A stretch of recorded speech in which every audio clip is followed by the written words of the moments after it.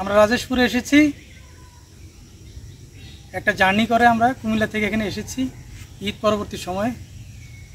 এই শরীরের ক্লান্তিটাকে, প্রশান্তিটাকে দূর করার জন্য আমরা এখন মেডিটেশনে যাব এবং মেডিটেশন থেকে আমরা মনে করি যে নিজেকে সতেজ করা যায়।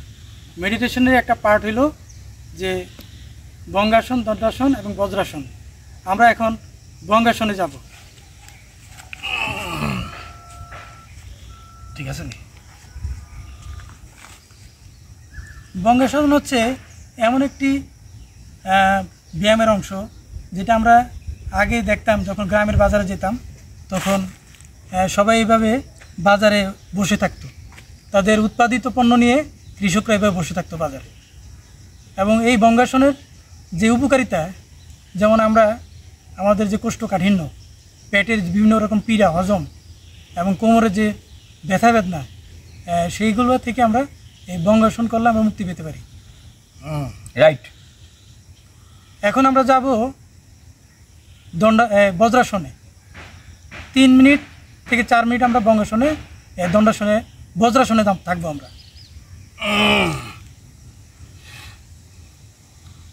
হাই কমর ঠিক আছে নি?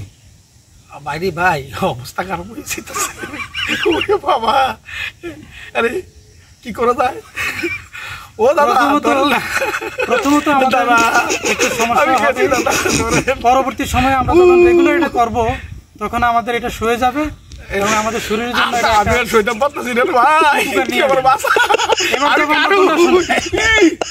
ঠিক আছে। এখন আমরা দণ্ডাসনে আছি।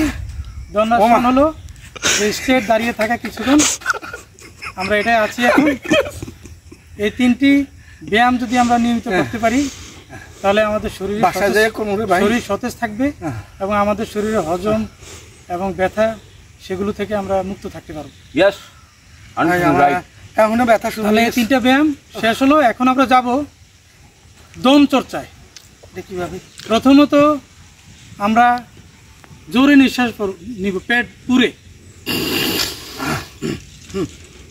আস্তে আস্তে ছাড়বো। আমরা কি নাক দিয়ে নিঃশ্বাস নিব না মুখ দিয়ে নিব? নাক দিয়া। আমি 6 দিন পর্যন্ত রাখতাম ভাই, চিন্তা করি না।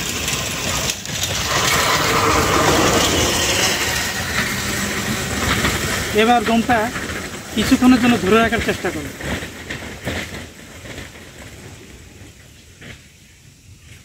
যদি বাড়িয়ে যায়।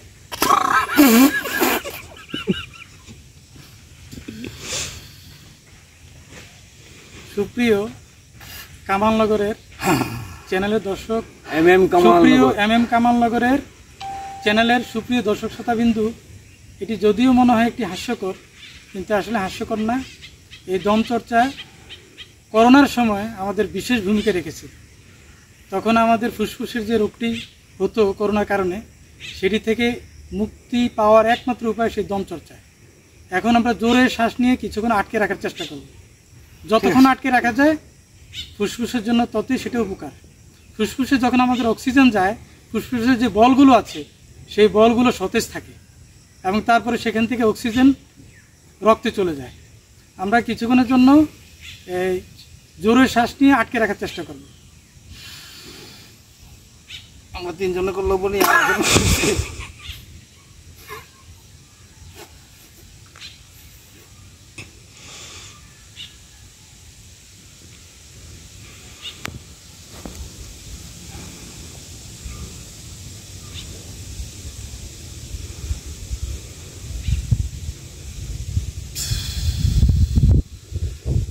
এবার আমরা স্বাভাবিক শ্বাস প্রশ্বাস নিতে দেখেন। আমি কিন্তু শ্বাস আলাইছি, ধীরে ধীরে শ্বাস নেই, ধীরে ধীরে মুখ দিয়ে ছাড়ি।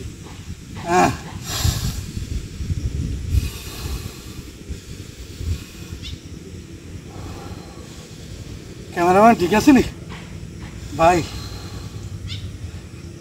আপনি একটু আমার দিকে তাকান না।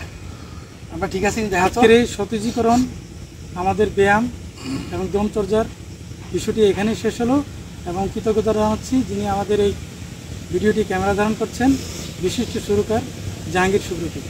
ধন্যবাদ সবাইকে। আল্লাহ যেন ওনার হেদায়েত